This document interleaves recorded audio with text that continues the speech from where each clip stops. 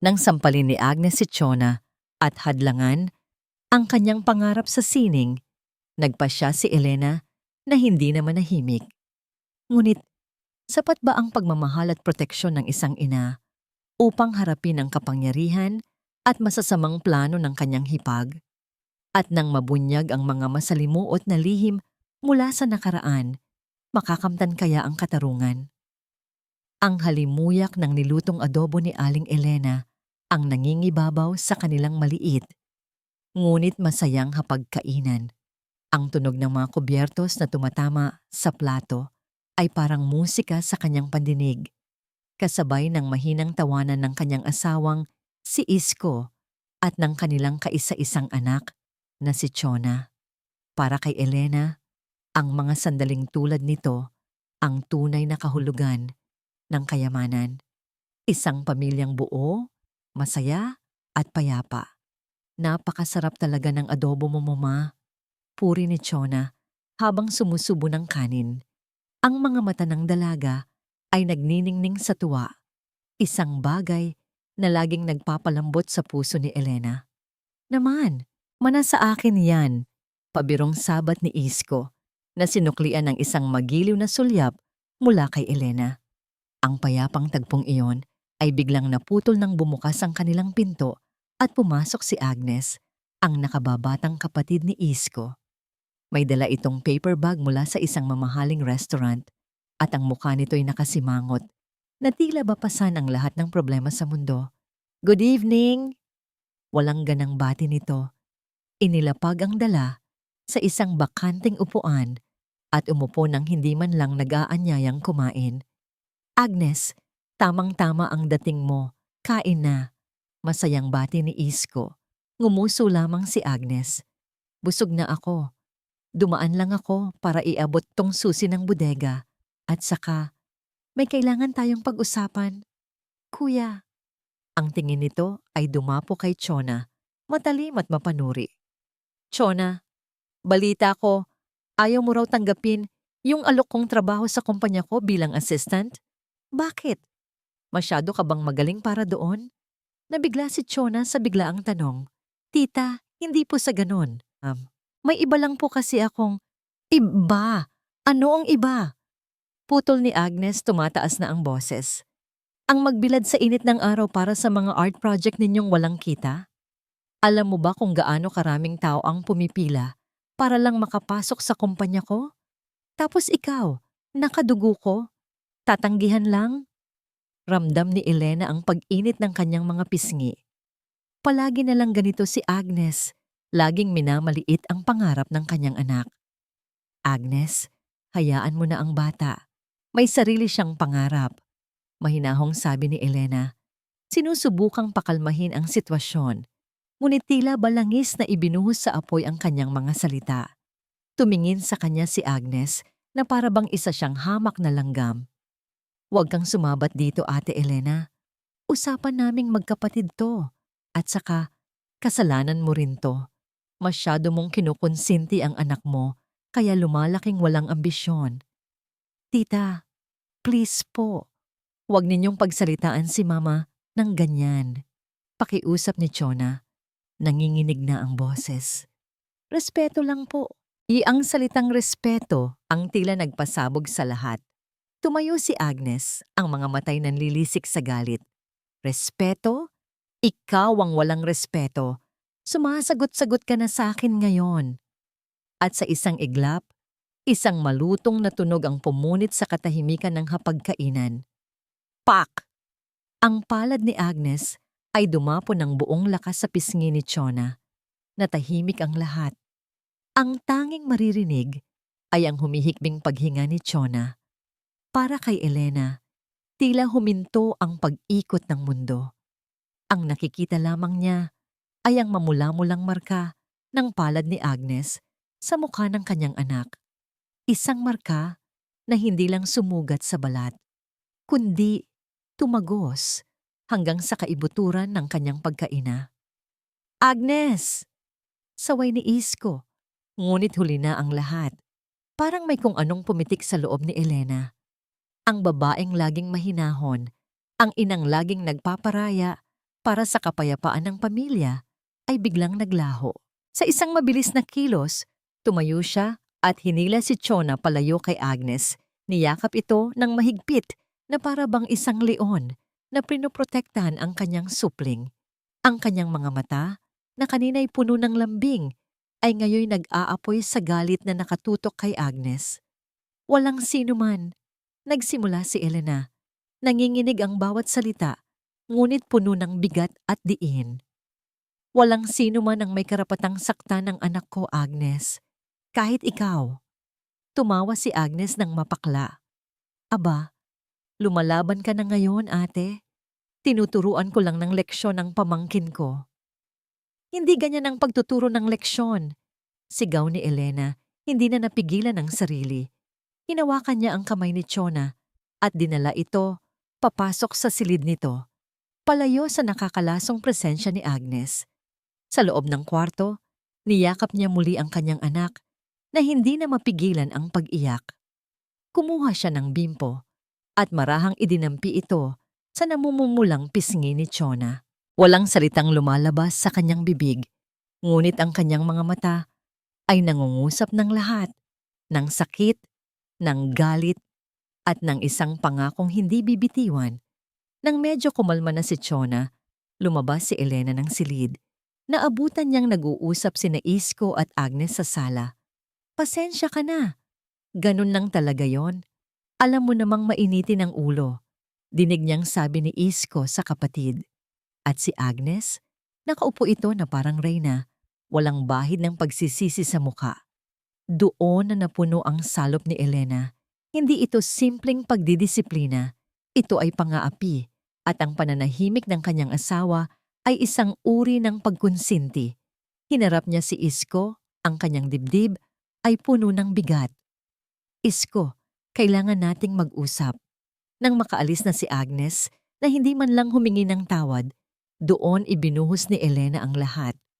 Hindi mo man lang pinagtanggol ang anak mo, Isko. Hinayaan mo lang na ganun-ganunin ng kapatid mo. Elena, ano ka ba? Pamilya pa rin tayo. Magkakaayos din yan. Maliit na bagay lang yan. Katwiran ni Isko, halatang ayaw palakihin ang gulo. Ang mga salitang maliit na bagay ay parang punyal na sumaksak sa puso ni Elena. Maliit na bagay? Ang dignidad ng kanyang anak? Ang sakit na nakita niya sa mga mata nito. Tinitigan niya ang kanyang asawa at sa sandaling iyon, isang desisyon ang nabuo sa kanyang isipan. Isang desisyong babago sa takbo ng kanilang buhay.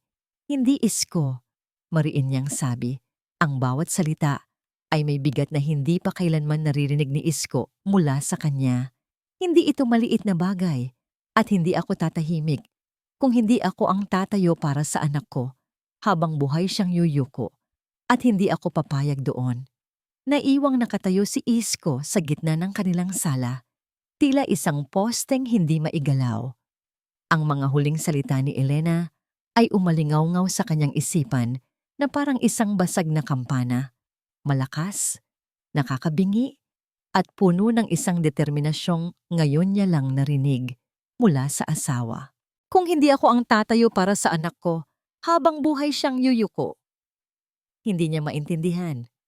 Para kay Isko, ang pamilya ay isang bangka na kailangang sabay-sabay na sagwanan para hindi lumubog. Ang ginagawa ni Elena ay parang pagbutas sa mismong bangkang sinasakyan nila. Maliit na alon lang naman ang nangyari.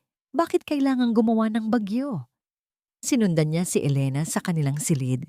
Naabutan niya itong nakaupo sa gilid ng kama. Nakatingin sa kawalan. Ang mga kamay ay mahigpit na magkahawak na tila doon humuhugot ng lakas. Ang hapagkainan na kanina lang ay puno ng saya. Ngayoy iniwan nilang may mga tirang pagkain. Isang testamento ng naudlot nilang kapayapaan. Elena, mag-usap tayo ng mahinahon.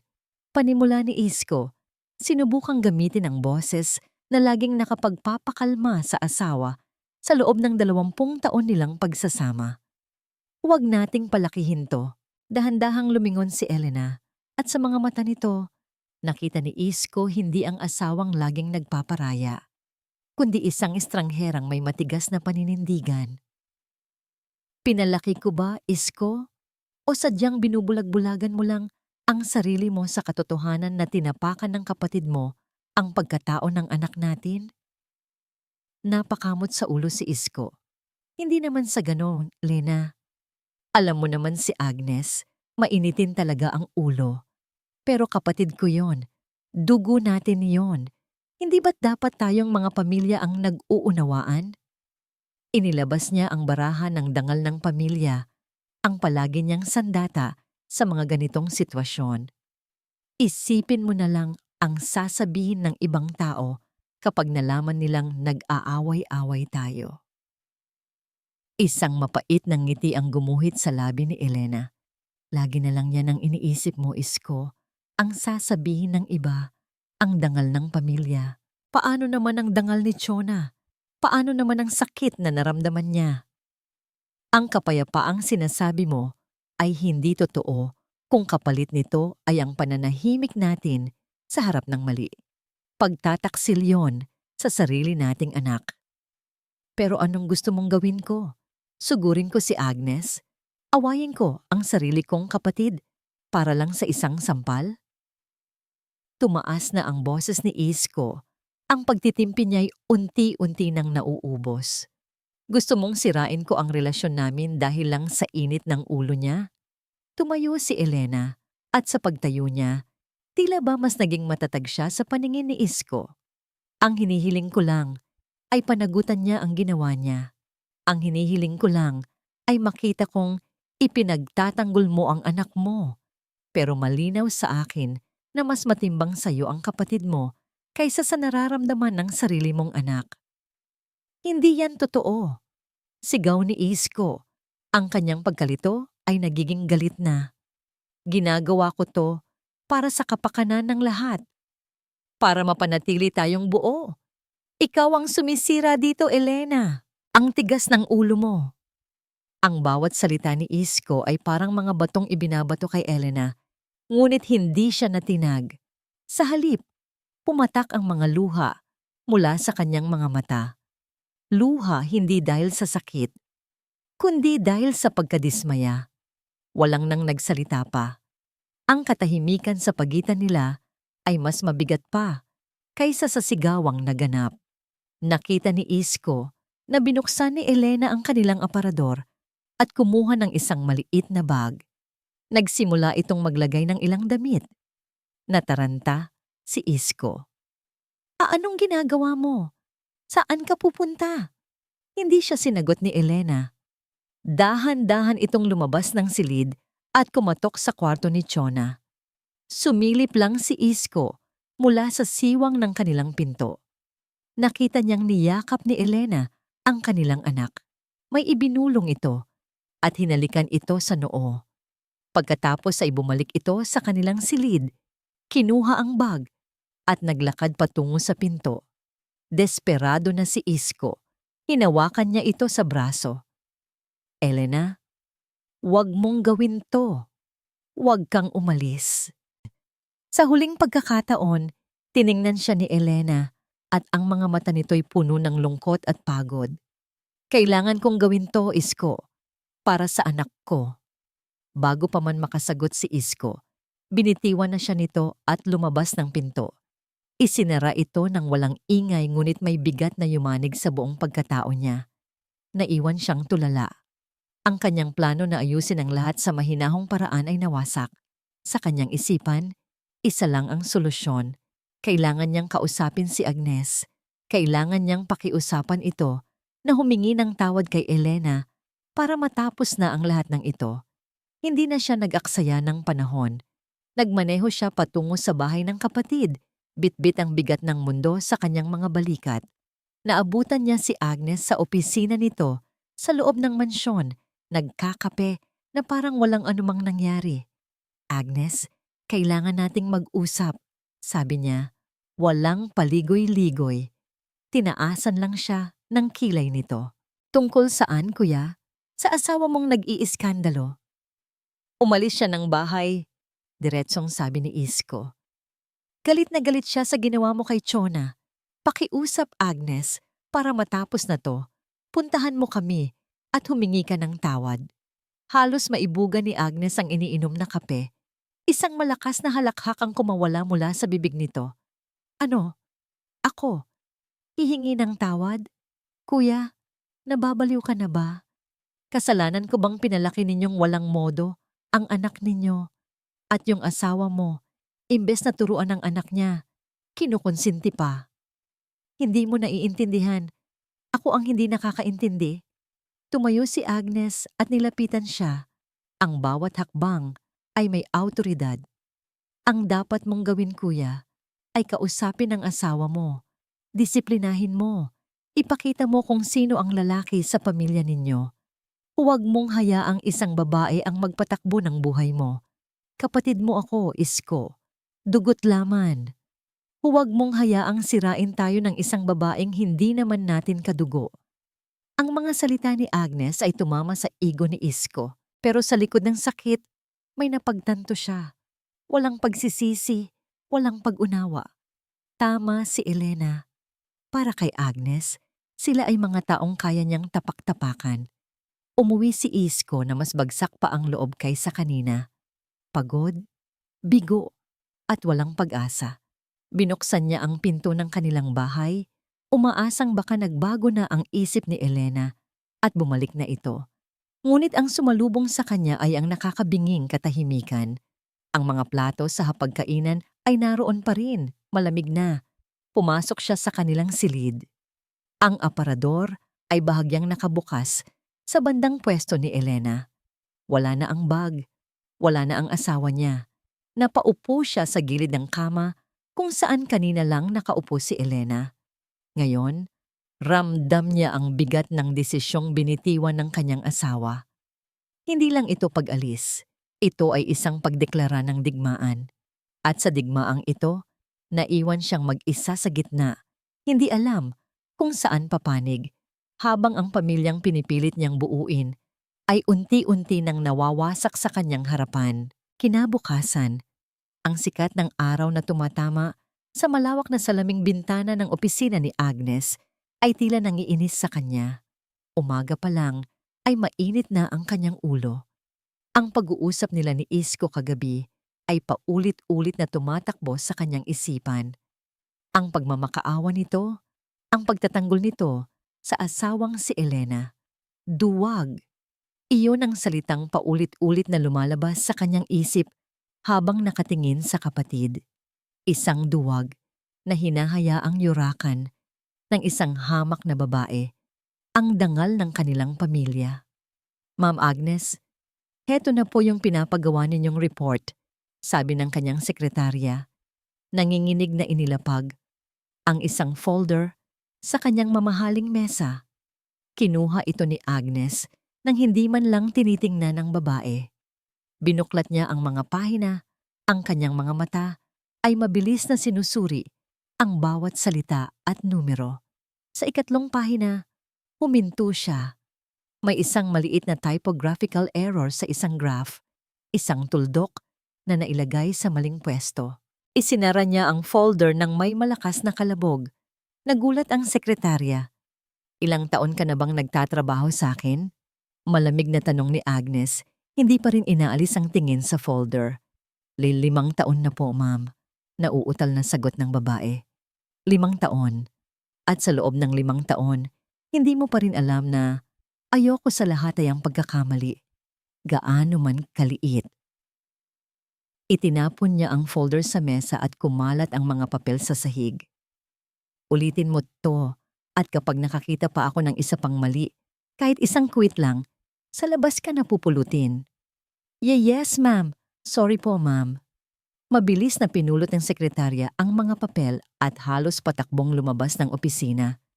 Nang maiwang mag-isa, huminga ng malalim si Agnes, pero hindi galit sa trabaho ang tunay niyang nararamdaman. Ang galit niya ay para kay Elena. Para sa babaeng yon na naglakas loob, nasuwayin siya at ngayon ay nag-aastang biktima. At para sa pamangkin niyang si Chona, na sa tingin niya ay ang pinagmulan ng lahat ng gulo, kinuha niya ang kanyang telepono at dinial ang isang numero mula sa kanyang pribadong contact list. "Hello," sagot ng isang magaspang na boses sa kabilang linya. "Rico, Agnes here," sabi niya. "May trabaho ako para sa'yo." "Spill it," sabi ng lalaki. "May 2 tao akong gustong ipa-surveillance, isang mag-ina, Elena at Chona Reyes. Alamin mo ang lahat ng tungkol sa kanila, ang bawat galaw, ang mga taong kinakausap, ang mga lugar na pinupuntahan, at higit sa lahat, gusto kong hanapan mo sila ng butas, kahit anong dumi, kahit anong baho na maitatago nila. Understood?" "Understood, Ma'am Agnes. Pera lang ang katapat," sagot ni Rico. "Good. I'll transfer the down payment. I want results within 48 hours. Ibinaba niya ang tawag. Isang malamig na ngiti ang sumilay sa kanyang mga labi.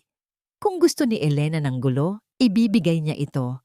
Pero sa paraang hindi nito kailanman inaasahan, hindi siya bababa sa antas nito para makipagsigawan. Ang kanyang ganti ay magiging matalino, tahimik, at nakamamatay. Kinagabihan, habang pinag-aaralan ang mga bagong building plans, pumasok sa isip niya ang mukha ni Chona noong sinampal niya ito. Ang gulat, ang sakit, ang mga luhang namumuo sa mga mata. Hindi siya nakaramdam ng awa. Sa halip nakaramdam siya ng inis. Ang mukhang iyon, ang mga matang iyon, may ipinapaalala sa kanya. Isang alaala mula sa nakaraan na matagal na niyang ibinaon. Isang alaala ng pagkatalo at kahihiyan.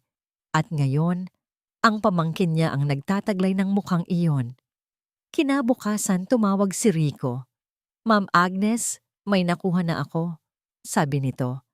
Wala masyadong baho yung nanay. Mukhang malinis.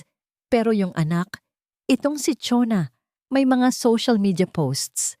Mga party kasama ang mga kaibigan. May mga hawak na alak. Normal lang para sa mga kabataan. Pero may isang set ng mga litrato. Kasama niya yung boyfriend niya, si Miguel. May isang kuha na magkayakap sila sa isang beach. Walang mali siya tingnan. Pero pwedeng bigyan ng mali siya. Pagpapatuloy ni Agnes, ang kanyang utak ay mabilis na nag-iisip. "I-send mo sa akin ang lahat ng yan, lalo na yung pinakapwede nating gamitin." Pagkatapos ng ilang minuto, natanggap ni Agnes ang mga litrato. Tinitigan niya ang kuha ni Chona at Miguel. Naka 2 pieces si Chona at nakayakap sa kanya. Mula sa likod si Miguel, nakahalik sa kanyang balikat. Isang normal na sweet picture para sa magkasintahan. Ngunit sa mata ng publiko, sa tamang anggulo at tamang caption, ito ay maaaring maging isang eskandalo. Kinuha niyang muli ang kanyang telepono at tinawagan ng isa pa sa kanyang mga koneksyon. Isang editor ng isang kilalang online gossip site. "Marga, it's Agnes." Bati niya. "I have a story for you. May bayad, of course." "What's the juicy topic, Agnes?" Tanong ng babae sa kabilang linya. "It's about the daughter of a certain businessman, isang promising art student, pero sa likod ng kanyang inosenteng imahe, may itinatagong wild side. I'm sending you some photos. Gawan mo ng magandang kwento." Yung tipong pag-uusapan, yung tipong makakasira sa reputasyon niya bilang isang seryosong artist. "Consider it done." Mabilis na sagot ni Marga. Pagkatapos ng tawag, sumandal si Agnes sa kanyang upuan. Tumingin siya sa labas ng bintana, sa mga nagtataas ang gusali na bahagi ng kanyang imperyo. Ito ang mundo niya. Isang mundo kung saan ang kapangyarihan ang nagdidikta. At si Elena, sa kanyang munting mundo, ay nagkamali ng kinalaban. Hindi pa lumulubog ang araw. Habang nag-i-scroll si Agnes sa kanyang tablet, nakita niya ito. Isang artikulong may malaking headline. "Art Scholar, pa-inosente lang. Mga litrato, kasama ang boyfriend. Kalat na." Nandoon ang litrato ni Chona at Miguel, naka-zoom in at pinalabas na tila mas bastos kaysa sa orihinal. Ang artikulo ay puno ng mga mapanirang salita, Nagpapahiwatig na ginagamit lang ni Chona ang kanyang pagiging artista bilang isang prente para sa isang immoral na pamumuhay. Isang malamig at kontentong napangiti ang gumuhit sa mga labi ni Agnes. Ito pa lang ang simula. Isang sampal lang ang ibinigay niya sa pisngi ni Chona. Pero ang sampal na ibibigay niya sa buhay at pangarap nito ay isang bagay na hinding-hindi nito malilimutan. Isang sampal na mararamdaman hindi lang ni Chona, kundi lalo't higit ng ina nitong naglakas loob na hamunin siya. Ang unang bumungad kay Chona pagkagising ay hindi ang sikat ng araw, kundi ang walang tigil na pag-vibrate ng kanyang cellphone sa ibabaw ng side table. Nang abutin niya ito, bumaha sa kanyang screen ang notifications, mga mensahe mula sa mga kaibigan, mga missed call, at mga tag sa social media. May kaba sa kanyang dibdib, binuksan niya ang isa sa mga link na ipinadala ng kanyang best friend. Ang kanyang hininga ay tila ninakaw. Isang malaking litrato niya kasama si Miguel ang nakapaskil sa isang gossip website. Ang litratong iyon, nakuha noong huling summer vacation nila, isang masayang alaala ng kanilang pagmamahalan, ay nabigyan ng isang marumi at malisyosong kahulugan. Ang headline ay parang isang sampal na mas masakit pa sa natanggap niya mula kay Agnes. Art scholar, painosente lang? Mga litrato, kasama ang boyfriend. Kalat na. Hindi siya makahinga. Parang may bakal na kamay na biglang humigpit sa kanyang dibdib. Binasa niya ang artikulo at ang bawat salita ay lason na unti-unting kumakalat sa kanyang sistema. Ang kanyang pag-aaral, ang kanyang mga pangarap, ang kanyang pagkatao. Lahat ay binaboy at ginawang isang murang tsismis. Ang mga komento sa ibaba ng artikulo ay mas masahol pa. Mga salitang hindi niya kayang ulitin, mga panghuhusga mula sa mga taong hindi siya kilala. Ang mga letra sa screen ay nagsimulang lumabo, hinaluan ng mga luhang hindi niya namalayang pumatak na pala. Ito na ba yon? Ito na ba ang simula ng ganti ng kanyang tita Agnes? Sa kabila ng takot, pinilit niyang bumangon. Kailangan niyang pumasok sa unibersidad. Kailangan niyang patunayan na hindi totoo ang lahat. Ngunit pagtapak pa lang niya sa campus, naramdaman niya agad ang pagbabago. Ang mga dating ngiti na sumasalubong sa kanya ay napalitan ng mga mapanuring tingin. Ang mga bulungan ay parang mga bubuyog na umuugong sa kanyang paligid. Bago pa man siya makarating sa kanyang klase, isang mensahe ang natanggap niya mula sa dean's office. Pinapatawag siya. Sa loob ng malamig na opisina, tinitigan siya ni Dean Alcaraz, hindi nang may galit, kundi nang may pagkadismaya. Sa ibabaw ng mesa nito ay isang printout ng artikulo. Chona, panimula ng Dean. Alam mo na ang unibersidad na ito ay may reputasyong inaalagaan. Ang mga scholar natin, lalo na, ay inaasahang maging ehemplo. Pero Dean, hindi po totoo ang mga yan. Inosenteng litrato lang po yon na binigyan ng ibang kahulugan. Nanginginig na paliwanag ni Chona. I understand, sabi ng Dean, ngunit ang tono nito ay nagsasabing hindi ito naniniwala. But the damage has been done. Marami na ang nakakita. Para sa kapakanan ng eskwelahan at para na rin sa'yo, I think it's best if you take a leave of absence for a while, hanggang sa humupa ang issue. Leave of absence? Pero Dean, malapit na po ang finals. Ang scholarship ko po. I'm sorry, Chona. This is my final decision. Gumuho ang mundo ni Chona. Ang scholarship na pinaghirapan niya, ang pangarap niyang maging isang mahusay na pintor, lahat ay parang bulang biglang naglaho. Lumabas siya ng opisina na parang isang kaluluwang nawawala sa sariling katawan. Ang mga tingin at bulungan ng mga tao ay mas lalong tumindi. Hindi na niya kaya. Tumakbo siya.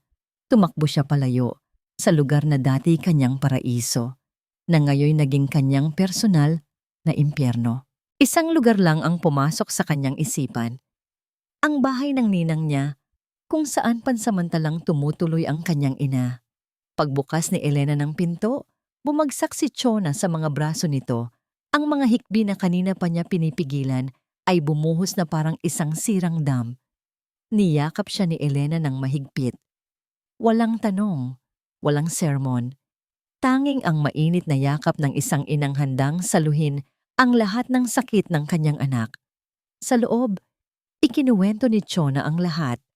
Habang nagsasalita siya, nakita niya ang pag-igting ng panga ng kanyang ina. Ang mga kamay nito, na kanina'y marahang humahaplos sa kanya, ay naikuyom sa ibabaw ng mesa. Hindi nagsalita si Elena hanggang sa matapos si Chona. "Hindi tayo susuko, anak," sabi ni Elena. Ang boses ay kalmado, ngunit may bakal na determinasyon. "Hindi natin hahayaang sirain niya ang buhay mo." Ilang sandali pa, may kumatok sa pinto. Si Miguel. Pagkakita pa lang nito kay Chona, ang mga mata nito ay napuno ng pag-aalala. Lumapit ito at hinawakan ang kanyang mga kamay. "Nakita ko," sabi ni Miguel. "Chona, huwag kang maniwala sa kanila. Alam ko ang totoo. Nandito lang ako." Isang halik ang iginawad nito sa kanyang noo.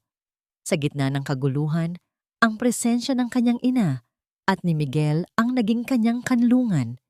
Ngunit alam ni Chona na hindi sapat ang pagtatago. Ang pag-iyak ay hindi solusyon.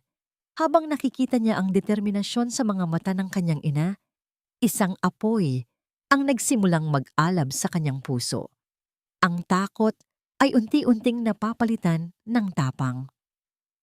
Kinagabihan, habang si Elena ay abala sa pakikipag-usap sa telepono sa isang abogadong kaibigan, isang desisyon ang binuo ni Chona.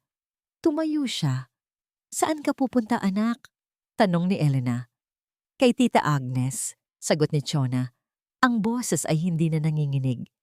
"Kailangan ko siyang harapin." Nagpahatid siya kay Miguel sa building kung nasaan ang opisina ni Agnes. Dire-diretso siyang pumasok sa lobby. Hindi pinapansin ang pagtatangka ng security. Napigilan siya. Sumakay siya ng elevator at pinindot ang penthouse floor. Naabutan niya si Agnes sa labas ng opisina nito. Kausap ang sekretarya.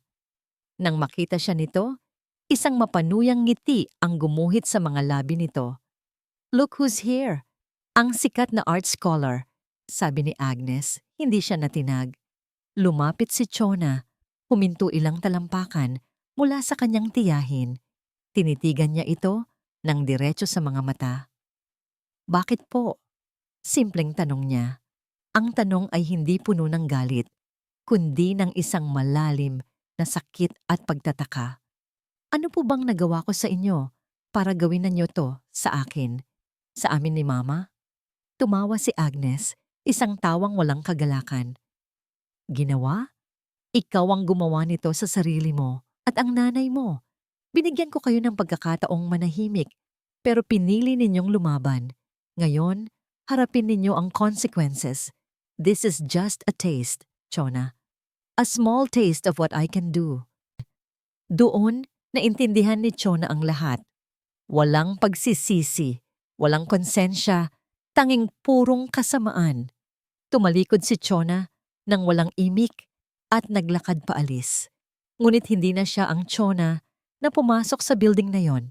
Ang babaeng lumalabas ngayon ay hindi na biktima. Isa na siyang taong alam na kailangan niyang lumaban. Pag-uwi niya sa bahay ng kanyang ninang, sinalubong siya ni Elena. Niyakap niya ito. "Tama ka, Ma," sabi niya. "Hindi tayo pwedeng sumuko." Sa gitna ng kanilang pag-uusap, biglang tumunog ang telepono ni Elena. Isang unknown number.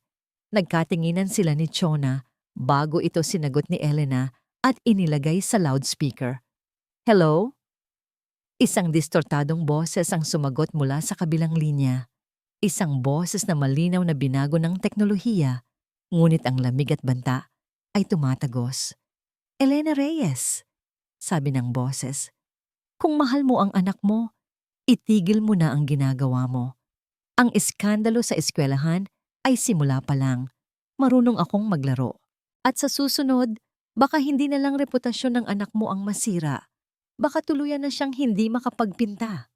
Ang linya ay biglang naputol at ang tanging naiwan ay ang nakakabinging katahimikan sa loob ng kwarto at ang takot na muling gumapang sa puso nilang mag-ina. Ang banta mula sa telepono ay naiwang nakabitin sa hangin, isang malamig na kamay na tila humahaplos sa kanilang mga batok. Baka tuluyan na siyang hindi makapagpinta. Ang mga salitang iyon ay paulit-ulit na umalingaw-ngaw sa isipan ni Elena. Mas masakit pa sa sampal, mas nakakakilabot kaysa sa anumang sigaw. Hindi na ito tungkol sa reputasyon. Ito ay isang banta sa mismong kaluluwa ng kanyang anak. Ang takot na gumapang sa kanyang dibdib ay mabilis na nag-aapoy, nagiging isang matinding determinasyon. Hindi na siya pwedeng maging reaktibo lang, naghihintay sa susunod na atake. Kung gusto nilang matalo ang isang halimaw, kailangan nilang alamin kung saan ito nagtatago. Kailangan nilang hanapin ang puso nito para dun tumarget. Hindi ito simpleng galit lang, bulong ni Elena sa sarili, habang si Miguel ay sinusubukang pakalmahin ang nanginginig na si Chona. May pinanggagalingan to, mas malalim. Isang pangalan ang pumasok sa kanyang isipan, ang kanyang matalik na kaibigan noong dalaga pa sila sa probinsya, si Tessie. Si Tessie na parang kapatid na ang turing sa pamilya Reyes at alam ang bawat sulok ng kanilang nakaraan. Nagpaalam siya sandali at pumasok sa isang bakanteng silid. Nanginginig ang mga kamay habang dinadial ang numero. "Hello, Mare. Napatawag ka?" Masayang bati ni Tessie. "Tessie? Mare, kailangan ko ng tulong mo," sabi ni Elena, hindi na nagpaligoy-ligoy. Kailangan kong malaman ang lahat tungkol kay Agnes noong dalaga pa siya. Yung mga kwentong hindi ko naabutan, pakiusap, importante to. Natahimik si Tessie sa kabilang linya. Ang masayang tono nito ay napalitan ng pag-aalinlangan. "Nako, Mare, bakit mo naman nahalungkat yan? Maselang kwento yan. Parang isinumpa na yan at kinalimutan ng lahat." "Kailangan ko, Tessie, para sa anak ko." Pilit ni Elena, ang boses ay nagmamakaawa. Huminga ng malalim si Tessie, tila nag-iisip. "Sige, pero sa ating dalawa lang to. Si Agnes, hindi naman yan ganyan dati. Ang nagpabago sa kanya ay ang una't huli niyang pag-ibig. Isang pintor si Gabriel mula sa pamilya Santos. Magaling yon, pero mahirap lang. Patay na patay si Agnes doon. Ang problema, si Gabriel ay nakatakda ng ikasal kay Elisa, ang anak ng mayor. Lihim ang relasyon nila ni Agnes. Napahigpit ang hawak ni Elena sa telepono. Isang pintor. Anong nangyari? Nalaman ng pamilya ni Elisa. Patuloy ni Tessie. Bumubulong na. Gumawa sila ng malaking eskandalo. Sa plaza mismo, Mare, ipinahiya nila si Agnes. Pinalabas nilang siya ang kerida, ang desperadang mang-aagaw. Matindi ang kahihiyang inabot niya. At si Gabriel? Ang duwag, umalis. Sumama sa fiancé niya at hindi na muling nagpakita. Si Agnes, ipinadala ng mga magulang niya sa Maynila. Mula noon, doon na siya nagbago. Naging matigas, galit sa mundo. Itinapon niya ang lahat ng alaala ng probinsya, lalo na ang kahit anong may kinalaman sa sining. Pagkatapos ng tawag, tulala si Elena. Ang mga piraso ng puzzle ay nagsimulang mabuo. Ngunit ang larawang lumalabas ay mas madilim kaysa sa kanyang inaasahan. Kinabukasan, hindi siya mapakali. Ang mga nalaman niya ay kailangan ng kumpirmasyon mula sa isang taong naroon din, ang sarili niyang asawa. Pinuntahan niya si Isko sa opisina nito. Naabutan niya itong abala sa mga papel, ngunit ang pagod at pag-aalala ay bakas sa mukha. "Isko," sabi niya pagkapasok sa pinto. "Elena, salamat sa Diyos. Kumusta ka? Si Chona." Hindi niya sinagot ang tanong. Sa halip, isang pangalan ang binitiwan niya. Gabriel Santos. Ang pangalan ay parang bombang sumabog sa loob ng kwarto. Nakita ni Elena ang gulat at pagkataranta sa mukha ng kanyang asawa. Ang pamumutla nito, ang pag-iwas ng tingin, iyon na ang kumpirmasyong kailangan niya. Sa saan mo narinig ang pangalang yan? Pautal-utal na tanong ni Isko. Hindi yan ang mahalaga. Ang mahalaga, Isko, ay alam mo pala. Alam mo ang pinagdaanan ng kapatid mo, pero nanahimik ka lang. Dahil matagal ng issue iyan, Elena, may mga bagay na mas mabuting nakabaon na lang, giit ni Isko. Nakabaon? Di makapaniwalang sigaw ni Elena. Iyang bagay na nakabaon ang unti-unting sumisira sa anak natin. Dahil pintor si Chona? Tama ba? Dahil ipinapaalala niya kay Agnes ang lalaking nanakit sa kanya? Napaupo si Isko, napasabunot sa sariling buhok. Ang kanyang pananahimik ay isang malinaw na pag-amin. Umalis si Elena sa opisina na may bigat sa dibdib. Tama ang hinala niya, ngunit parang may kulang pa. Parang may isang piraso pa na hindi niya makita. Pagbalik niya sa bahay ng kanyang ninang, dumiretso siya sa lumang baul kung saan nakatago ang iilang gamit na nadala niya mula sa probinsya. Hinanap niya ang isang bagay, ang kanilang lumang family album. Kailangan niyang makita ang mukha ng batang Agnes. Ang Agnes, bago ito naging halimaw. Habang binubuklat niya ang mga naninilaw na pahina, nakita niya ang mga pamilyar na mukha. At doon, sa isang litrato mula sa isang Santa Cruzan, nakita niya ito. Isang grupo ng mga kabataan. Nandoon ang isang masayang Agnes. Sa tabi nito ay isang binatang may hawak na gitara, si Gabriel. At sa kabilang tabi ni Gabriel, nakangiti ang isang magandang dalagita na may hawak na arko ng bulaklak, ang Sagala. Ang fiancé, si Elisa. Nabitawan ni Elena ang album. Ang mga litrato ay kumalat sa sahig. Kinuha niya ang litratong yon at tinitigan. Tinitigan niya ang mukha ni Elisa, ang korte ng mukha, ang mga mata, ang paraan ng pagngiti. Isang malamig na takot ang biglang gumapang sa kanyang buong katawan. Hindi lang pagkakahawig, kundi parang pinagbiyak na bunga. Si Chona. Si Chona ay kamukhang-kamukha ni Elisa. Doon na niya naintindihan ang lahat. Sa isang iglap, ang lahat ng kabaliwan ay nagkaroon ng nakakatakot na luhika. Ang galit ni Agnes ay hindi lang dahil pintor si Chona. Ito ay dahil sa tuwing tinitingnan ni Agnes si Chona, hindi ang pamangkin niya ang nakikita nito. Ang nakikita nito ay ang multo ng babaeng umagaw sa kanyang kaligayahan. Ang bawat tagumpay ni Chona sa sining, ang bawat ngiti nito, ang pagmamahal na nakukuha nito mula kay Miguel, lahat ay isang sampal sa mukha ni Agnes. Isang buhay na paalala ng lahat ng nawala sa kanya. Hindi lang galit ang nararamdaman ni Agnes. Paghihiganti ito sa multo ng nakaraan at si Chona ang inosenteng ginagamit niyang katawan. Isang matinding pangangailangan na makauwi at mayakap ang kanyang anak ang biglang bumalot kay Elena. Kailangan niyang protektahan si Chona. Nanginginig niyang kinuha ang kanyang telepono at dinial ang numero ng anak. Anak, Chona, nasaan ka? Tarantang tanong niya nang sumagot ito. Nasa bahay po ng ninang ma. Kasama si Miguel, bakit po? Okay lang po ba kayo? Makinig ka anak. Huwag na huwag kang aalis dyan. Intayin niyo ako. Papunta na ako. Kailangan kitang mayakap. Sabi ni Elena, ang boses ay nanginginig sa takot. Mabilis siyang tumayo. Hindi na inayos ang mga kumalat na litrato. Ang tanging nasa isip niya ay ang makarating sa kanyang anak. Patakbo siyang lumabas ng kwarto at tinungo ang pinto.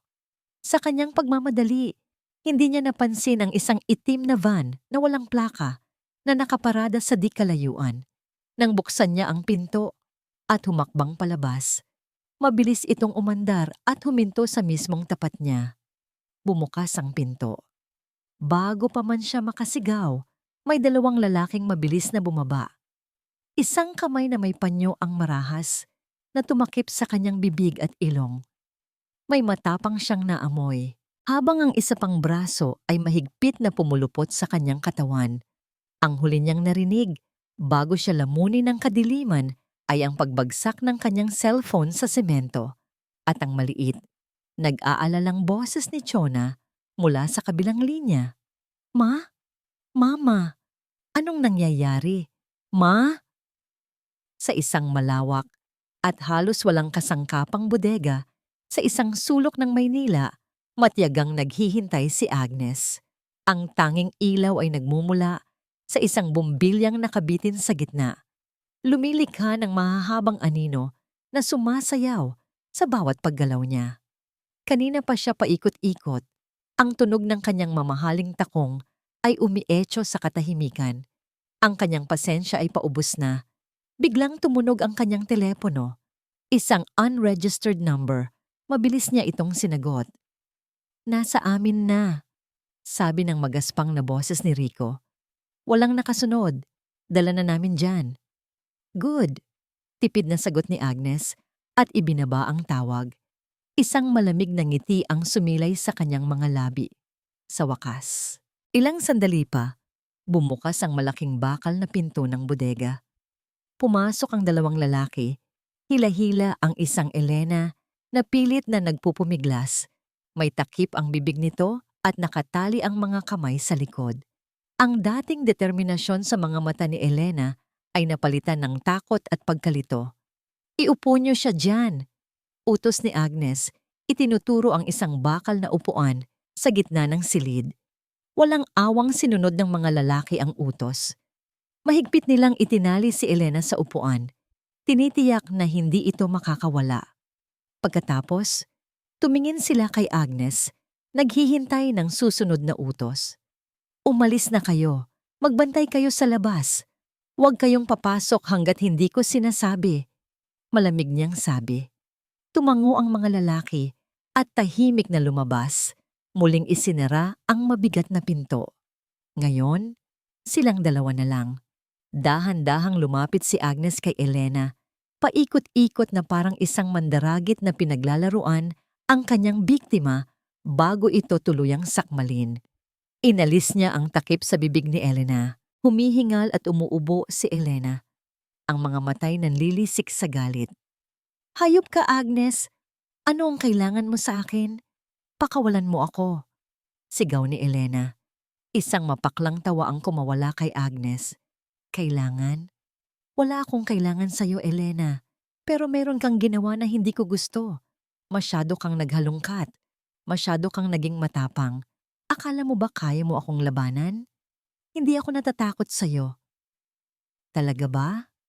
Lumuhod si Agnes para magpantay ang kanilang mga muka.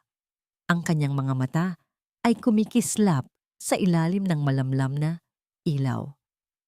Tingnan natin. Naghahalungkat ka sa nakaraan ko, hindi ba? Nagtatanong-tanong ka sa mga matatandang tsismosa sa probinsya. Ano ang nalaman mo, Elena? Na minsan din akong nagmahal. Na minsan din akong nasaktan. Hindi sumagot si Elena. Ngunit ang kanyang mga mata ay nagpapakita na alam niya. Oo, alam mo na. Bulong ni Agnes. Ang kanyang boses ay puno ng lason. Alam mo na ang tungkol kay Gabriel. Ang pintor. Ang lalaking akala ko ay sa akin. Ang lalaking ipinaglaban ko. Pero iniwan din ako sa huli. At alam mo ba kung bakit niya ako iniwan, Elena? Hindi na niya hinintay ang sagot. Tumayo siya at nagsimulang maglakad-lakad muli. Dahil sa isang babaeng katulad ng anak mo, isang babaeng painosente na ang tanging puhunan ay ang kanyang mukha at ang kanyang pagkukunwari. Inagaw niya sa akin ang lahat. Ang pangarap ko, ang pag-ibig ko, at ipinahiya niya ako sa lahat. Huminto siya at hinarap si Elena. Ang kanyang mukha ay nababalot ng puot. Sa loob ng maraming taon, ibinaon ko ang lahat ng yon. Nagtrabaho ako. Nagpayaman ako. Binuo ko ang sarili kong imperyo para patunayan sa kanilang lahat na nagkamali sila. At halos makalimutan ko na. Halos. Lumapit siyang muli. Ang bawat salita ay parang suntok. Hanggang sa nakita ko ang anak mo. Sa tuwing titingnan ko si Chona, hindi ang pamangkin ko ang nakikita ko. Ang nakikita ko ay ang multo ng babaeng yon. Ang parehong mga mata, ang parehong ngiti, at ang parehong talento sa sining na siyang dahilan kung bakit ako umibig kay Gabriel. Isang buhay na paalala ng lahat ng nawala sa akin. Walang kasalanan si Chona dito, Agnes. Pakiusap ni Elena. Ang mga luha ay nagsisimula ng mamuo sa kanyang mga mata. Huwag mong idamay ang anak ko sa nakaraan mo. Biktima ka rin, Agnes. Biktima ka ng mapanghusgang mundo. Biktima? Isang malakas na sigaw ang umalingaw-ngaw sa bodega. Ang kalmadong kabaliwan ni Agnes ay biglang sumabog. Huwag na huwag mo akong tatawaging biktima. Hindi ako biktima. Isa akong survivor. At ang anak mo? Siya ang kabayaran sa lahat ng sakit na dinanas ko. Ang bawat papuri na natatanggap niya ay isang insulto sa akin. Ang bawat pangarap niya ay isang sampal sa lahat ng hindi ko nakuha. Baliw ka na, Agnes. Baliw ka na. Umiiyak na, sabi ni Elena. Hinawakan ni Agnes ang mukha ni Elena nang mahigpit. Ang kanyang mga kuko ay bumaon sa pisngi nito. Oo, baliw na kong baliw. At ngayon, mararamdaman mo ang kabaliwan ko. Ang pagdukot sa iyo ay isang babala lang. Pero kung hindi ka pa rin titigil, kung ipagpapatuloy mo pa rin ang pakikialam mo. Idinikit niya ang kanyang bibig sa tainga ni Elena. Ang kanyang hininga ay malamig at puno ng banta. Sisiguraduhin kong ang mga kamay na ipinagmamalaki ng anak mo. Hinding-hindi na makakahawak ng paintbrush kailanman. Baka hindi lang kamay, baka pati buhay niya. Naiintindihan mo ba ako, Elena? Handa akong pumatay para makuha ang hustisyang matagal nang ipinagkait sa akin. Binitiwan niya si Elena ng may pagkasuklam. Si Elena ay naiwang humihikbi, talunan at walang magawa. Ang babaeng kaharap niya ay hindi na ang kapatid ng kanyang asawa. Isa na itong halimaw na nilamon ng sarili nitong nakaraan. Sa gitna ng pagtangis ni Elena, isang malakas na kalabog ang biglang yumanig sa bakal na pinto. Blag! Blag! Napalingon si Agnes. Nagulat. Sinundan pa ito ng isa pang mas malakas na yugyog. Elena, Mama, nandyan ka ba? Ang boses ni Chona, puno ng takot. Tita Agnes, buksan mo to. Alam naming nandyan kayo. Ang boses ni Miguel, puno ng galit. Ang mga mata ni Agnes ay nanlaki sa gulat at galit. Paano? Paano sila natunton? Bago pa man siya makakilos, ang bakal na pinto ay bumigay sa isang malakas na sipa at sa siwang ng nabuksang pinto, tumambad ang mga anino ni Chona at Miguel. Sa likod nila ay ang kumikislap na ilaw ng sasakyan ng pulis. Ang bawat segundo habang binabaybay nila ang daan ay parang isang pagtorture para kay Miguel. Sa kanyang tabi, si Chona ay hindi mapakali. Ang mga daliri nito ay nanginginig habang mahigpit na hawak ang cellphone kung saan nakadisplay ang lokasyon ng telepono ni Aling Elena. Ang pulang tuldok na kumikislap sa screen ay ang tanging pag-asa nila. Pagkatapos masaksihan ang pagdukot kay Aling Elena, sa labas ng kapihan, hindi na nag-aksaya ng panahon si Miguel. Isang mabilis na tawag sa pulis at isa pang tawag kay Chona. Ang naisip niyang paraan para matunton sila ay ang tracking application na minsan niyang ininstall sa telepono ni Aling Elena para sa emergency. Hindi niya inakala na darating ang araw na magagamit niya ito sa ganitong paraan. Dito na yon, tarantang sabi ni Chona.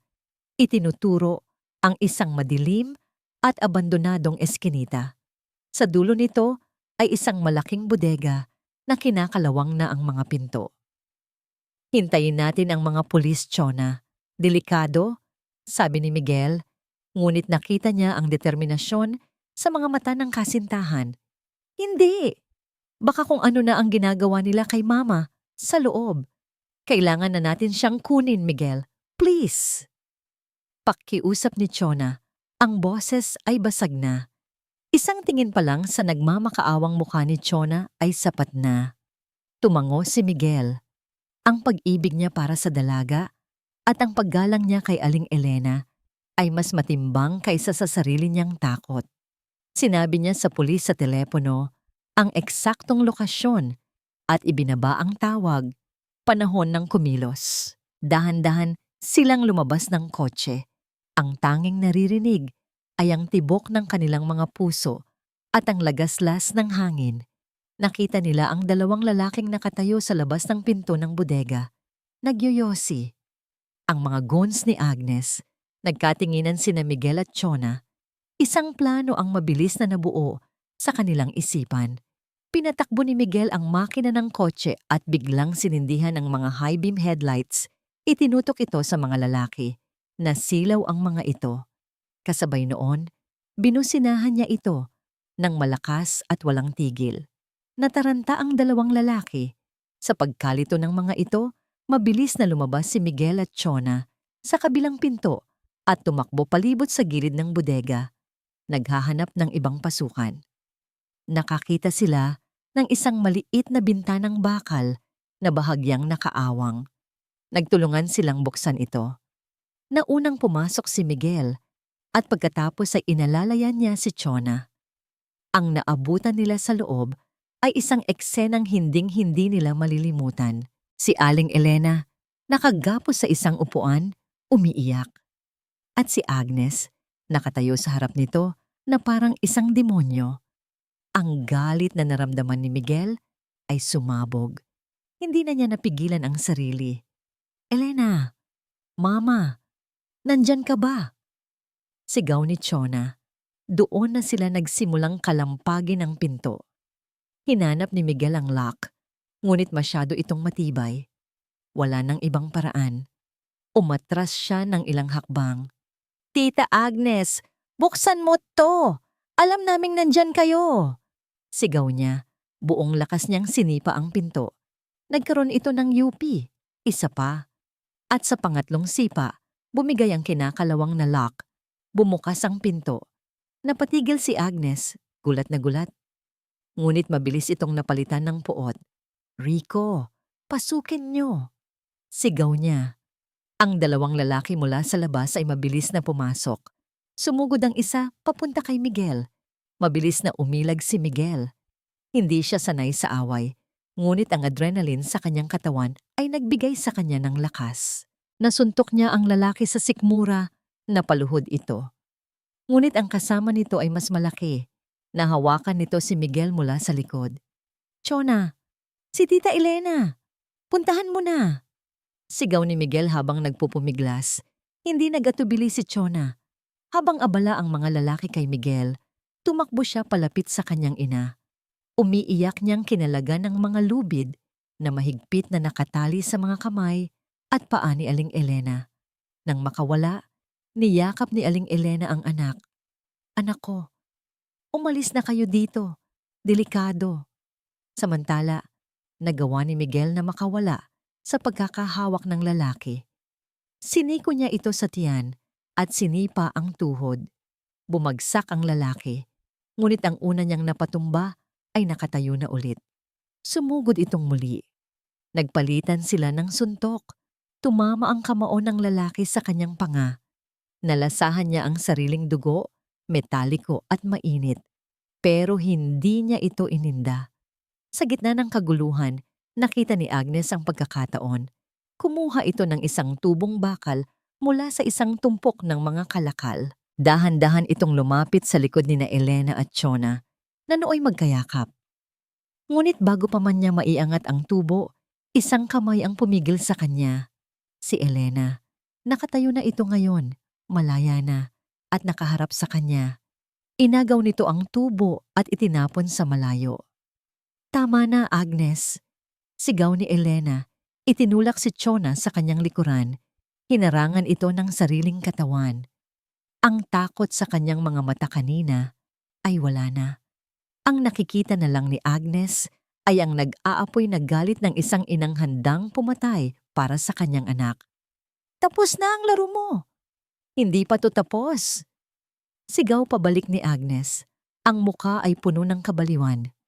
Susugurin na sana niya si Elena nang biglang isang nakakasilaw na ilaw ang tumutok sa kanilang lahat. Pulis! Don't move! Isang grupo ng mga pulis ang mabilis na pumasok. Nakatutok ang kanilang mga baril.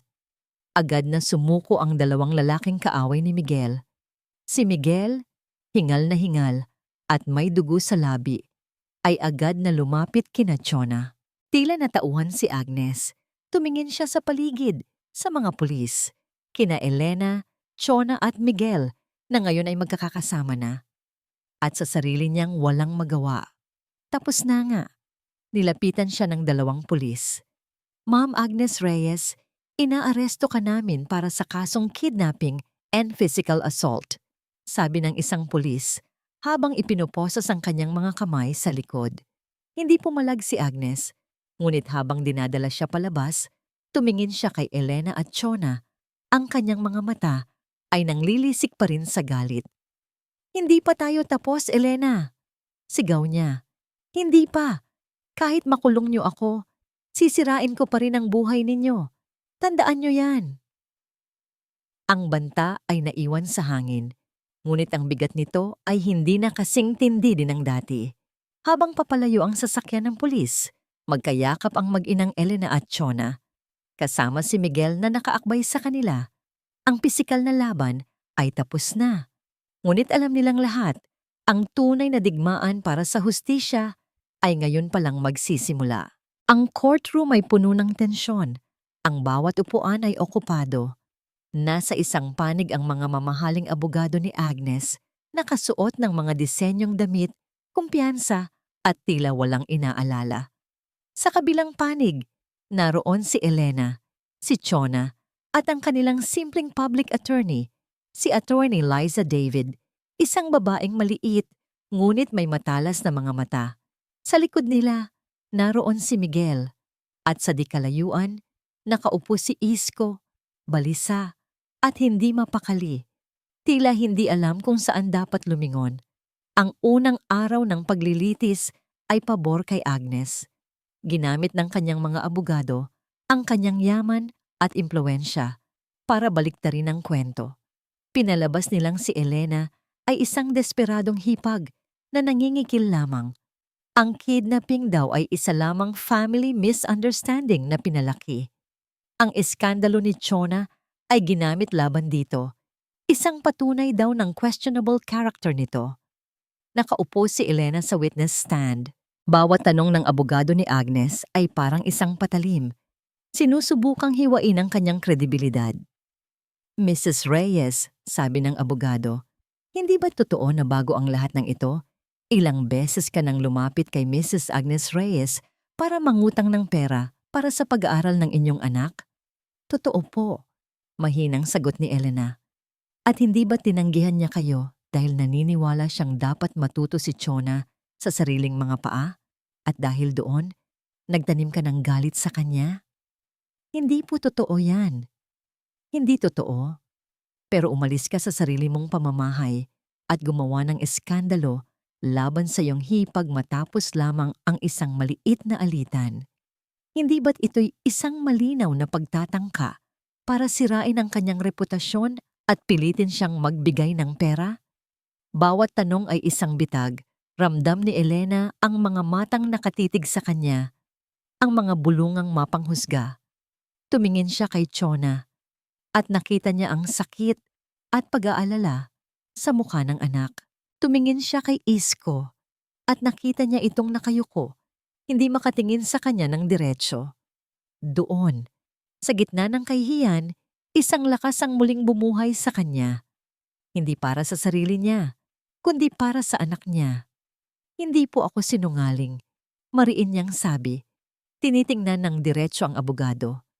At hindi po pera ang ipinaglalaban ko. Ang ipinaglalaban ko po ay ang dignidad ng anak ko na tinapakan ng tita niya sa harap mismo namin. Ang ipinaglalaban ko po ay ang karapatan ng isang ina na protektahan ang kanyang anak mula sa kahit kanino, kahit pa kadugo niya. Ang kanyang mga salita ay umalingaw-ngaw sa silid. Ngunit alam niyang hindi sapat ang mga salita. Kailangan nila ng ebidensya. Sa mga sumunod na araw, tila walang pag-asa ang kanilang kaso. Hanggang sa isang gabi, habang pinag-aaralan nilang muli ni Attorney David ang mga detalye, may naalala si Elena. "Attorney," sabi niya, "noong nasa bodega kami, may mga sinabi si Agnes tungkol sa nakaraan niya, tungkol sa isang lalaking pintor na minahal niya, si Gabriel." Napakunot ang noo ni Attorney David. Anong kinalaman niyan sa kaso? Dahil po doon, Attorney, kaya niya nagawa ang lahat ng ito. Dahil ang anak ko, si Chona, ay kamukha ng babaeng ipinalit kay Agnes noon. Ito ang ugat ng lahat ng galit niya. Isang ideya ang biglang nabuo sa isip ng abogada. Isang mapanganib na ideya, ngunit maaring ito na ang kanilang huling baraha. "Elena, kailangan nating hanapin si Gabriel." Sa tulong ni Miguel at ng ilang kaibigan sa probinsya, nagsimula silang maghalongkat. Isang linggo ng walang tulog na paghahanap. At sa wakas, nahanap nila siya. Si Gabriel, hindi na isang pintor. Isa na siyang simpleng magsasaka sa isang malayong baryo sa Laguna. Tinalikuran na ang sining na minsan niyang minahal at nagdulot sa kanya ng matinding sakit. Sa araw ng paglilitis, kung kailan si Agnes, na ang nasa witness stand, kumpiyansa itong umupo. Nakangiti pa, na parang sigurado na sa kanyang pagkapanalo. Matapos ang ilang tanong, biglang nagsalita si Attorney David. "May I call a surprise witness to the stand, Your Honor?" Nagulat ang lahat, lalo na ang mga abogado ni Agnes. Bago pa man sila makaprotesta, tinawag na ng clerk ang pangalan. "Calling Mr. Gabriel Santos to the witness stand." Nang marinig ni Agnes ang pangalang iyon, ang kanyang kumpiyansa ay biglang naglaho na parang bula. Ang kanyang mukha ay namutla. Ang mga kamay niya sa ibabaw ng mesa ay nagsimulang manginig. Lahat ng tao sa courtroom ay napalingon sa pinto. Pumasok ang isang lalaking nasa edad 40 na. Payak ang pananamit. Baka sa mukha ang hirap ng buhay. Ngunit ang mga mata ay pamilyar pa rin. Si Gabriel. Tumingin siya kay Agnes at sa mga mata nilang nagtagpo, bumalik ang lahat ng sakit ng nakaraan. "Mr. Santos?" Simula ni Attorney David. "Maaari mo bang isalaysay sa korteng ito ang iyong naging ugnayan kay Agnes Reyes? Mahigit 20 taon na ang nakalilipas." Nanginginig ang boses ni Gabriel, ngunit nagsimula siyang magkwento. Ikinuwento niya ang kanilang lihim na pag-iibigan, ang panggigipit ng pamilya ng kanyang fiancé, at ang mapait nilang paghihiwalay. "At ano ang naging epekto nito sa buhay mo, Mr. Santos?" tanong ng abogada. "Sinira po nito ang buhay ko," sagot ni Gabriel na payuko. "Tinalikuran ko ang pagpipinta. Tinalikuran ko ang lahat. Pero higit sa lahat, sinira ko ang buhay ng babaeng tunay kong minahal. Pinagsisisihan ko po iyon habang buhay." "At sino ang babaeng yon, Mr. Santos?" Tumingin si Gabriel kay Agnes. "Si Agnes po." Sa pagkakataong yon, hindi na napigilan ni Agnes ang sarili. "Sinungaling, bayaran ka. Pera lang ang habol mo." Sigaw niya. Ang kanyang pagpipigil ay tuluyan ng gumuho, ngunit hindi pa tapos si Attorney David. "Your Honor, I would like to present Exhibit C, isang liham na isinulat ni Mr. Santos para kay Miss Reyes na hindi na naipadala." Ipinakita sa projector ang isang luma at naninilaw na sulat. Ang sulat kamay ni Gabriel. Isang liham ng paghingi ng tawad, isang liham ng pag-ibig, isang liham ng pagsisisi, at doon na tuluyang bumagsak ang depensa ni Agnes. Sa harap ng lahat, ang babaeng matapang at makapangyarihan ay naging isang babaeng kaawa-awa.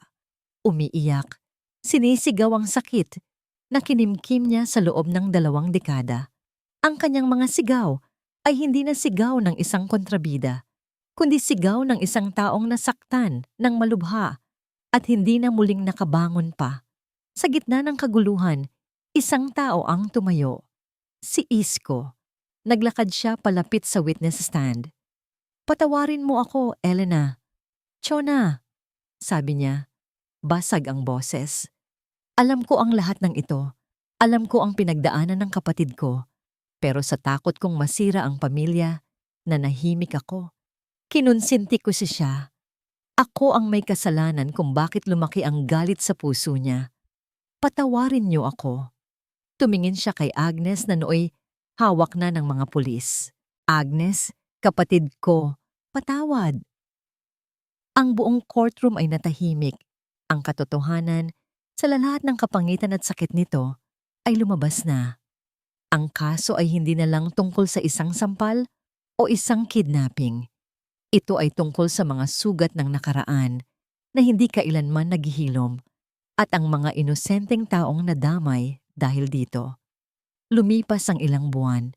Ang ingay ng paglilitis ay unti-unting napalitan ng katahimikan. Si Agnes ay nahatulan, hindi habang buhay na pagkakakulong, dahil na rin sa pagsulpot ng nakaraan nito na nagsilbing mitigating circumstance, ngunit sapat na panahon para pagbayaran niya ang kanyang mga kasalanan at harapin ang sarili niyang mga demonyo sa loob ng selda. Ang kanyang kumpanya ay napunta sa kamay ng ibang namamahala at ang kanyang imperyo ay unti-unting gumuho.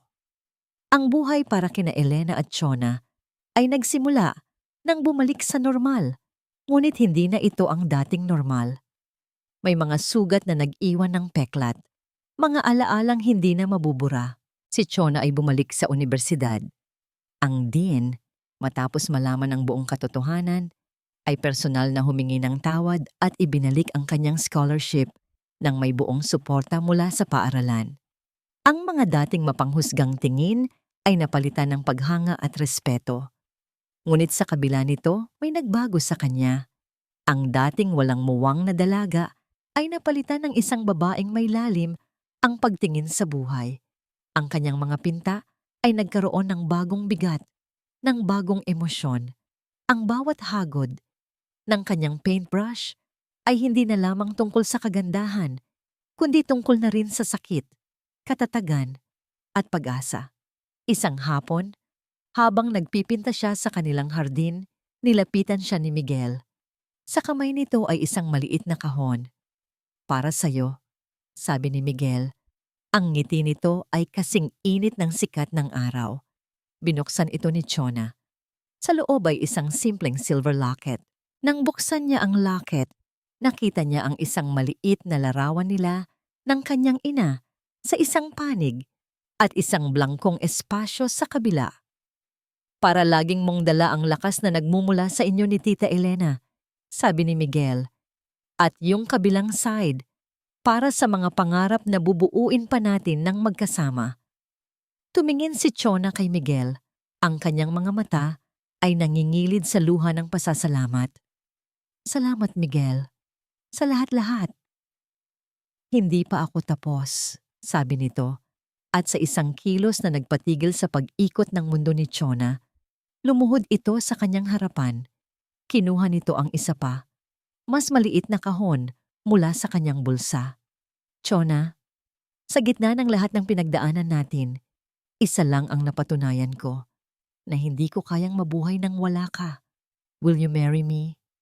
Ang sagot ni Chona ay isang matamis at umiiyak na oo, kasabay ng pagyakap nito sa lalaking naging sandalan niya sa pinakamadilim na kabanata ng kanyang buhay. Samantala, sa loob ng bahay, pinapanood sila ni Elena mula sa bintana. Isang masayang-masang ngiti ang nakaguhit sa kanyang mga labi. Ang relasyon nila ni Isko ay dumaan sa isang mahabang proseso ng paghilom.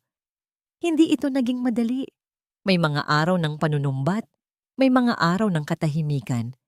Ngunit ang pag-amin ni Isko sa kanyang pagkakamali sa korte ay naging unang hakbang. Isang gabi, nilapitan siya ni Isko habang nagkakape siya sa kanilang beranda.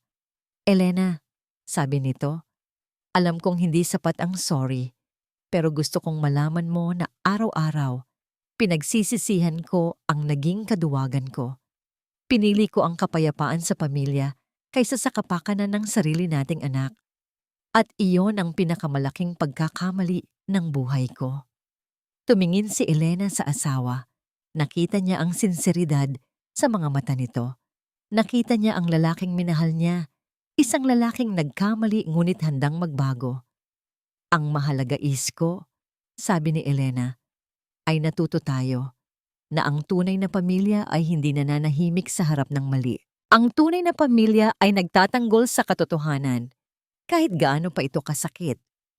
Hinawakan niya ang kamay ni Isko, isang simpleng gesto, ngunit sapat na para iparamdam na ang pagpapatawad ay nagsimula na. Isang araw, nakatanggap ng sulat si Elena mula sa kulungan. Galing ito kay Agnes. Nanginginig ang kanyang mga kamay habang binubuksan ito. Sa loob, isang maikling liham lang ang nakasulat. Ate Elena, wala akong karapatang humingi ng tawad, pero gusto ko lang malaman mo na dito sa loob, sa gitna ng katahimikan, nagsisimula ko ng harapin ang sarili ko. Salamat sa pagpapakita mo sa akin kung ano ang tunay na kahulugan ng pagiging isang ina. Pakisabi kay Chona, sana balang araw, mapatawad niya ako. Tinupi ni Elena ang sulat at itinabi sa kanyang aparador. Ang pagpapatawad ay isang mahabang proseso, ngunit ang liham na iyon ay isang simula. Makalipas ang 1 taon, sa araw ng kasal ni Chona at Miguel, ang hardin na dati pinangyarihan ng sakit ay napuno ng tawanan at pag-ibig. Habang naglalakad si Chona papunta sa altar, hawak ang braso ng kanyang amang si Isko. Ang kanyang mga mata ay nakatuon kay Miguel. Ngunit bago siya tuluyang makarating, huminto siya at lumingon sa kanyang ina na nakaupo sa unahan. Nagkatinginan sila, ina at anak. Sa isang tingin na yon, nag-usap ang kanilang mga kaluluwa. Isang tingin ng pasasalamat, ng pag-ibig at ng pagkilala sa isang laban na pareho nilang ipinanalo. Doon, naintindihan ni Elena ang lahat. Ang bawat sakit, bawat luha, bawat sakripisyo, lahat ay may halaga. Dahil sa dulo ng lahat, ang pinakamahalaga ay ang makita niyang nakatayo ang kanyang anak. Buo ang pagkatao, hindi na kailanman yuyuko, handang harapin ang isang magandang bukas. Ang sampal na minsan ay sumira sa kanilang mundo. Ang syaring sampal na gumising sa kanilang lahat, nagturo sa kanila ng tunay na kahulugan ng pamilya, pagpapatawad, at ang walang kapantay na lakas ng pag-ibig ng isang ina. Ang araw ng kasal ay dumating, dala ang isang liwanag na tila mas maningning kaysa karaniwan. Para kay Elena, ang bawat sulok ng kanilang bahay at hardin, na pinalamutian ng mga puting bulaklak at laso, ay isang testamento ng kanilang pinagdaanang pagsubok at tagumpay. Ang hangin ay puno ng halimuyak ng sampagita at ng mahina, ngunit masayang tawanan ng mga bisitang dumarating habang tinutulungan niya si Chona sa pagsusuot ng puting bestida nito. Hindi niya mapigilang titigan ang refleksyon ng anak sa salamin. Ang babaeng nasa harap niya ay hindi na ang batang umiiyak dahil sa isang sampal. Ang babaeng nasa harap niya ay isang reyna, matatag, maganda, at buo ang pagkatao. Ma, sabi ni Chona, hinawakan ang kamay niya sa ibabaw ng salamin. Salamat po. Walang ibang salitang kailangan. Sa isang tingin lang, nagkaintindihan na sila. Ang pasasalamat ni Chona ay hindi lang para sa tulong sa kasal, kundi para sa isang laban na ipinanalo ng kanyang ina para sa kanya. Ikaw ang pinakamagandang bride sa buong mundo, anak. Sabi ni Elena, pinipigilan ng mga luha. Lumabas siya ng silid para bigyan ng pagkakataon sina Chona at Isko na mag-usap. Naabutan niya ang kanyang asawa sa labas ng pinto, nakatingin sa malayo, malalim ang iniisip. Lumapit siya at marahang hinawakan ito sa braso. Handa ka na bang ihatid ang prinsesa natin? Tanong niya.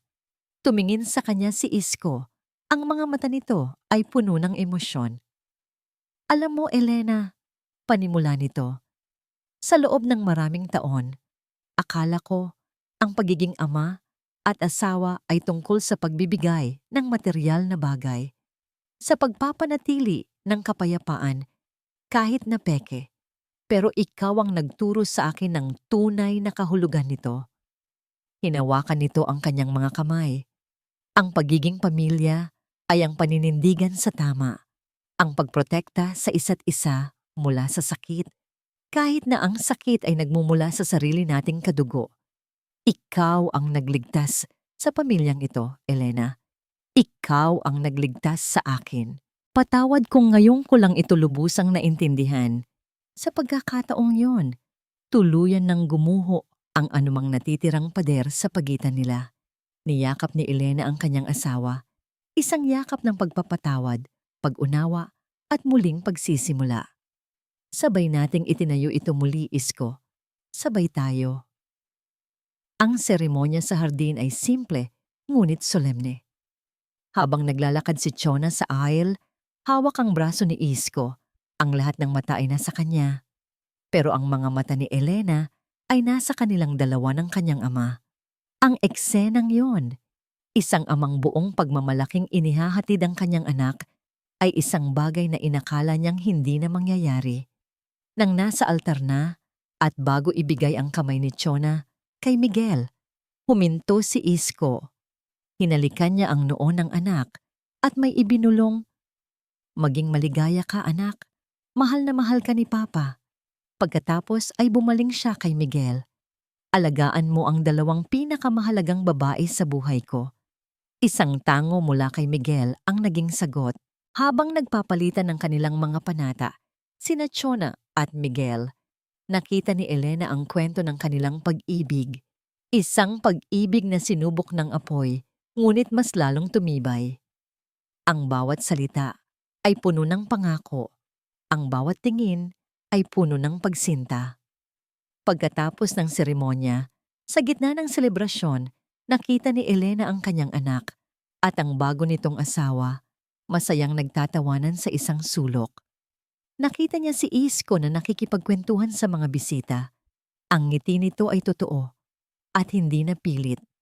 Ang lahat ay nasa tamang lugar. Ang lahat ay payapa. Lumayo siya sandali at umupo sa isang upuan sa ilalim ng isang puno ng mangga. Mula doon, tanaw niya ang lahat. Ang kanyang pamilya, ang kanyang kaligayahan. Doon niya napagtanto. Ang lakas pala ng isang ina ay hindi nasusukat sa kanyang kakayahang magtiis, kundi sa kanyang kakayahang lumaban. Na ang pag-ibig ay hindi laging malambing na paghaplos. Minsan, ito ay isang matapang na sigaw sa gitna ng kawalan ng katarungan. Ang isang sampal ang nagsimula ng lahat, ngunit ang pag-ibig ang tatapos nito. Isang pag-ibig na naghilom, nagpatawad, at nagtayo ng isang mas matatag na pundasyon para sa isang bagong simula. Isang ngiti ang gumuhit sa kanyang mga labi. Payapa na ang kanyang puso. Ang kanyang prinsesa ay ligtas na sa kanyang sariling palasyo. At siya, ang inang reyna, ay mananatiling tagabantay, laging handa, laging nagmamahal. Sa huli, ang kwentong ito ay hindi lamang tungkol sa paghihiganti, kundi tungkol sa lakas ng pagmamahal at proteksyon ng isang ina para sa kanyang anak.